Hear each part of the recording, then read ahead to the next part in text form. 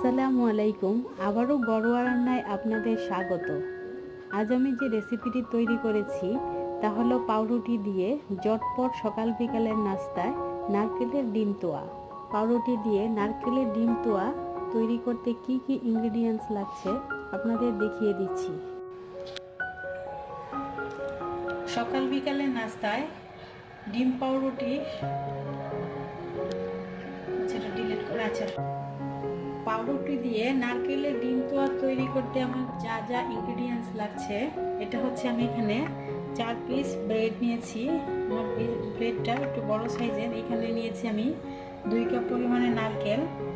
এটা নিয়েছি চিনি 2 কাপ।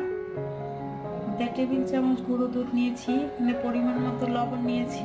এখানে নিয়েছি আমি 1 চা চামচ কর্নফ্লাওয়ার আর সামান্য একটু ভ্যানিলা এসেন্স, যাতে ডিমের কাঁচা গন্ধটা না আসে সেজন্য। আর আমি এখানে 3টা ডিম নিয়েছি। এবার আমি ডিমের মধ্যে চিনিগুলো দিয়ে দেব।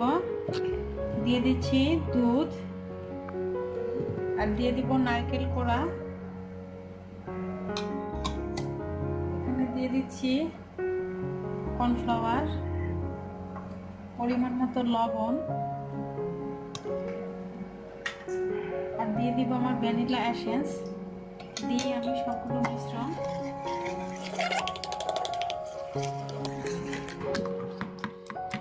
হ্যান্ড উইচ দিয়ে এভাবে আমি সবগুলো মিক্স করে নিব। আপনাদের যদি হ্যান্ড উইচ না থাকে তাহলে কাঁটা চামচ দিয়েও এই কাজটা করতে পারেন।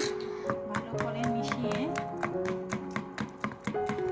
আমার এটা মেশানো হয়ে গিয়েছে, যে আপনারা দেখতেই পাচ্ছেন সব কিছু একসাথে মিশে গেছে। এবার আমি ব্রেডটাকে তার মধ্যে এভাবে চুবিয়ে ভালো করে উল্টিয়ে পাল্টিয়ে চুবিয়ে আমি একটা প্যানে তেল দিয়ে দিয়েছি। তেলটা থাকবে মিডিয়াম আছে, এভাবে ছেড়ে দেব। এভাবে আমি এখন এটাকে উল্টিয়ে দিচ্ছি।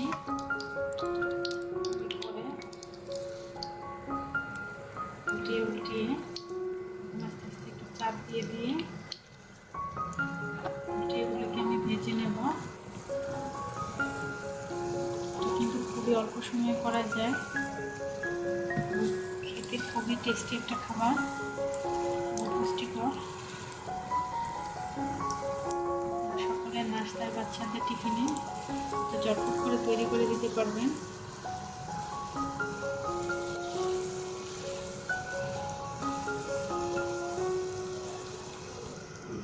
আমার এখন এটা ভাজা হয়ে গেছে, আমি এখন এটা উঠিয়ে ফেলবো। এভাবে দিয়ে